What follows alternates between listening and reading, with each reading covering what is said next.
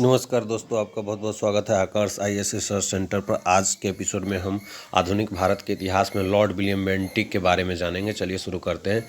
Lord William Bentinck जो governor general रहे थे वो 1828 से लेकर के 1835 तक रहे थे।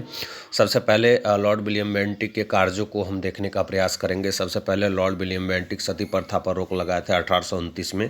याद रखिएगा दोस्तों, लॉर्ड विलियम बेंटिक 1829 में जो है सती प्रथा पर रोक लगाए थे।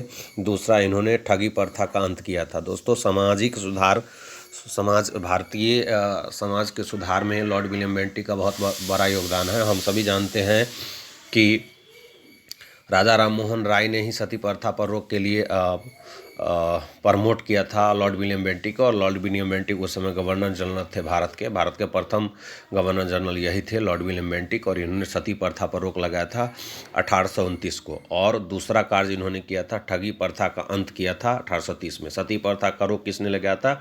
लॉर्ड विलियम बेंटिक ने 1829 में। और ठगी प्रथा का अंत किया था लॉर्ड विलियम बेंटिक 1830 में। और इन्हीं के शासनकाल में 1833 का चार्टर अधिनियम आया था। याद रखें तो लॉर्ड विलियम बेंटिक के शासनकाल में ही 1833 का चार्टर अधिनियम आया था। 1835 का शिक्षा संबंधी प्रस्ताव जो आया था वो लॉर्ड विलियम बेंटिक के शासनकाल में शिक्षा का सुधार हो तथा अंग्रेजी भाषा को शिक्षा का माध्यम बनाए जाने की घोषणा जो है इन्हीं के द्वारा की गई थी। लॉर्ड विलियम बेंटिक के शासनकाल में ही शिक्षा संबंधी प्रस्ताव आया था 1835 का, और अंग्रेजी भाषा में शिक्षा देने की घोषणा की गई थी।